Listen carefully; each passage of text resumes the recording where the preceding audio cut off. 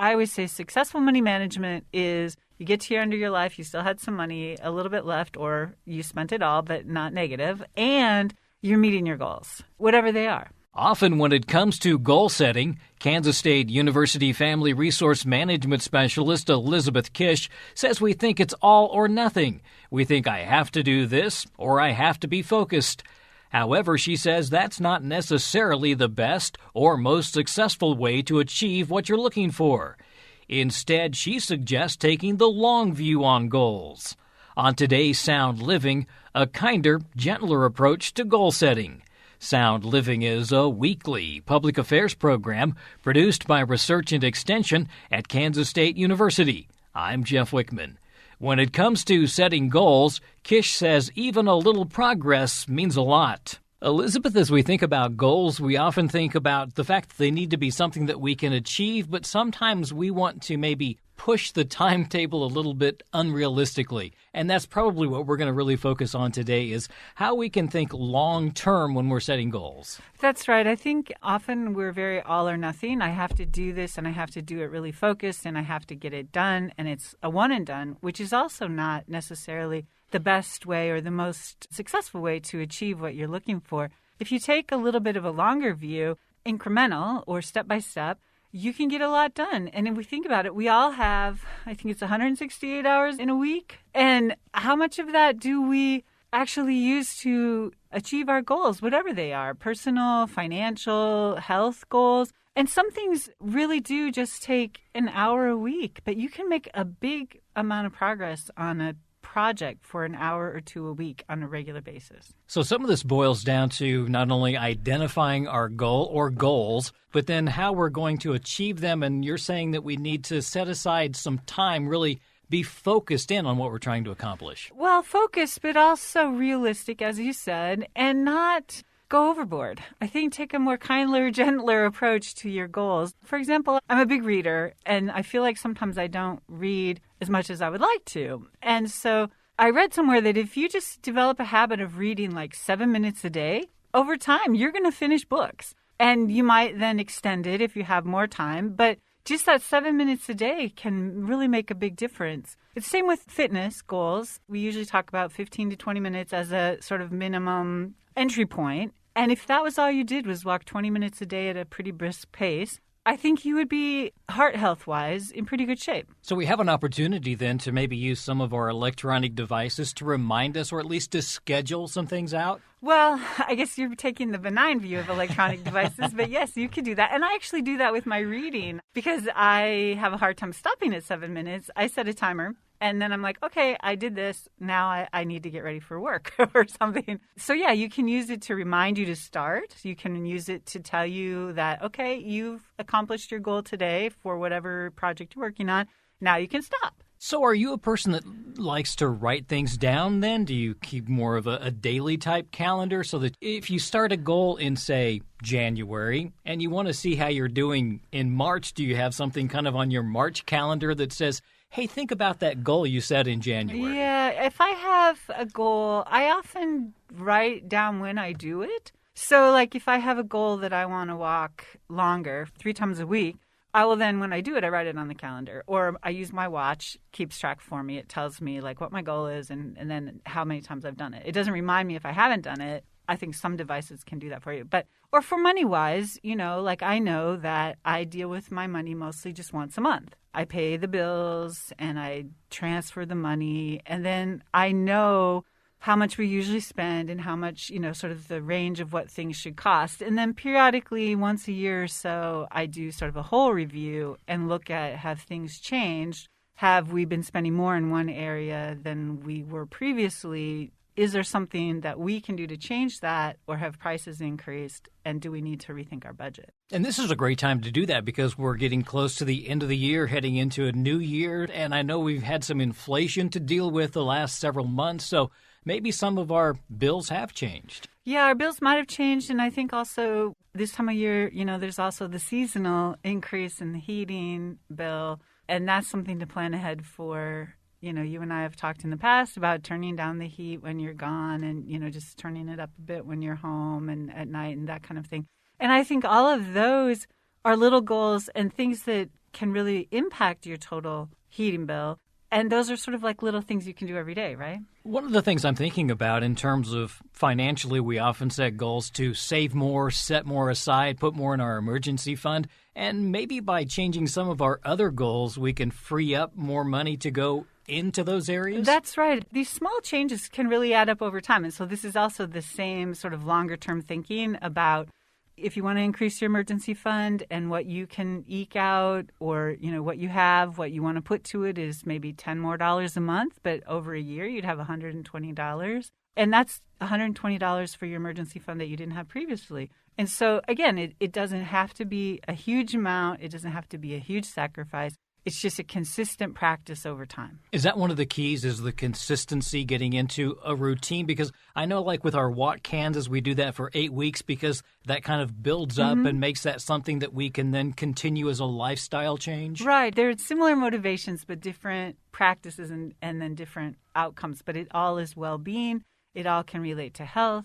And yes, it is the practice. And it's called practice because we have to practice it, right? Another thing I would say is, and I do this too, sometimes I don't quite make my intended actions, right? But you don't beat yourself up. You just say, okay, well, I haven't walked for 2 weeks, but I'm going to start. Or maybe, I spent a little bit more than I intended to. I went out more than than I had planned for. So I'm going to cut back a little bit for the next couple of weeks and just balance, But again, it's about your time horizon, we call it, like how far you look ahead.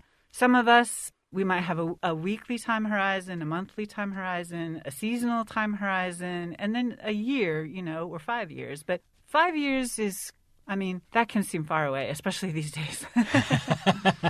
But as you age, I think sometimes that becomes more important. I know as I hit certain milestones, I think I don't have nearly as long to save for retirement now. I need to be more aggressive. I need to be more disciplined, that sort of thing. Yeah, and I'm kind of in the same boat as you. We're about the same age. So, it is these milestones, or as you start thinking about, okay, what's my next stage in life, or what's my next transition, if I'm transitioning from work to retirement, or transitioning from school to work, or, like maybe your kids are transitioning, so that means you can transition to a different thing too.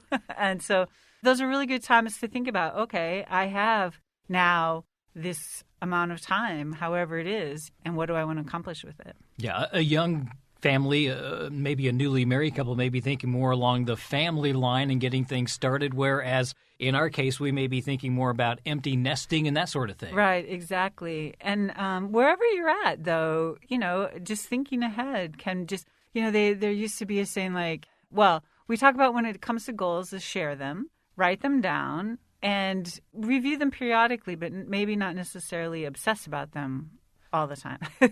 Well, that's true, because if we focus in on it too much, sometimes it can be kind of that, paralysis by analysis type thing where we just overthink it, and you want it to be something that really becomes a part of your life. And I'm assuming that, as you mentioned, these long-term goals, there may be some shifts and some changes within that time frame. If you set a 5-year goal, it may change 2 or 3 years in. That's right. And I think the other thing is talking about shifting and changing. We don't live in a vacuum. Most of us live in households, which means we are interacting with other people, and they have their plans and goals. And so it's really important to share and talk about, especially if you blend your money.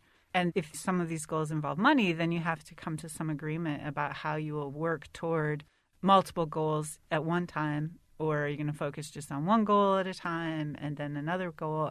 These are all very important conversations for families to have. How do they have those conversations? Is this something that you kind of ease into, or do you just jump in?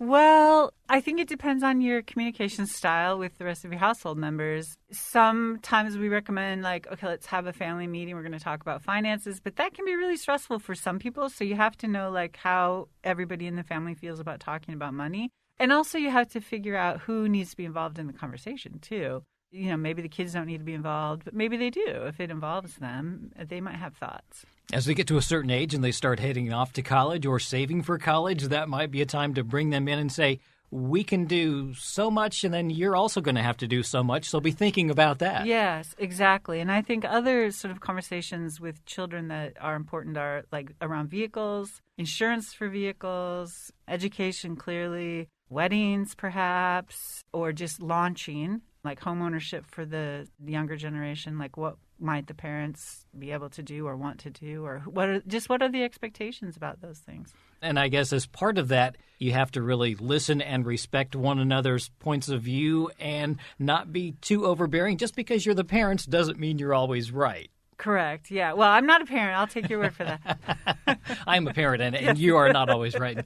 Matter of fact, most of the times they're going to assume that you're wrong. But they do have their viewpoints, and it's nice to help your kids out when you can. But at some point, as you do start to age, you maybe are not able to help as much because you do start thinking a little bit more about what you need to do as time goes on, because we are living so much longer now that we really need to have that long-term plan, not only just for our work years, but for our retirement years. Well, and you're so right about that. And I think I've really started thinking about that too, is I have grandparents, most of them lived to mid-90s to over 100. I mean, they all did. And so, that's a long time to live. And we're fearful that we will outlive our money. That's one of the issues. But also just what are you going to do? How are you going to stay active? How are you going to stay interested and curious and all of those things? And I think that all has to do with family resource management. How will you live? Where will you live? What do you need? What sort of supports might you need? And just to start thinking about those things, because it comes faster than we realize, right?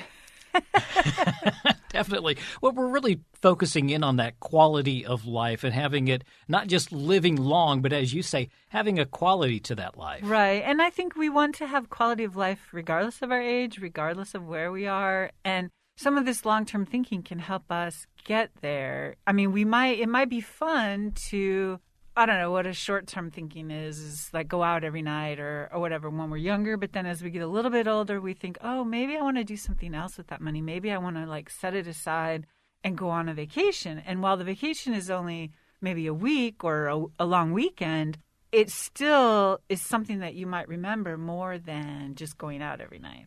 Priorities have to come into play here as well then. Right, and everybody has their own priorities, so we're not judging anybody. It's, what I always say, successful money management is you get to the end of your life, you still had some money, a little bit left, or you spent it all, but not negative, and you're meeting your goals, whatever they are. You talked about kind of the lifespan and the health throughout the lifespan, and we often look at that in extension as being kind of the mental and the physical and the financial. There are a lot of things that come into our well-being. That's right, and relational, which it sometimes goes with mental, but I think of it as separate. So we call that a wellness wheel, and the spokes of the wheel are the different dimensions of wellness. And then if you draw a circle and draw those spokes and label it, and then you put like an X or whatever where you are on the spoke, if you're pretty round, you could think of that as balanced. Even if you're narrow, you might be balanced but have less well-being. Or if you're further out on some but narrow in others, then it's like you have a flat tire. And so you've got some areas that you might work on. And that might be a place where we look at some different goals then. Right, yeah. And think about, this is, again, a place for thinking about longer term or, what are the small, relatively easy changes or behaviors that you could start or stop that will make a big difference in your life. And that's where, you probably want to put your energy, is the higher payoff, but the less effort. You mentioned family resource management, and that is something that Extension has, and people can get more information from their local county office? From your county office, also online. And we do have a great pub that I think probably people at this time of year might be interested in. It's called the Financial Checkup. And while, there's pros and cons to setting big goals at this time of year, it's always a good time to do a financial checkup, especially if you haven't done one recently. That's K-State Research and Extension Family Resource Management Specialist Elizabeth Kish. The publication that she referenced, How Are You Doing? A Financial Checkup, is available from the online K-State Research and Extension bookstore at bookstore.ksre.ksu.edu. For more information on personal well-being, including family resource management, contact your local county or district extension office. Sound Living is a weekly public affairs program produced by Research and Extension at Kansas State University. I'm Jeff Wichman, and this is the K-State Radio Network.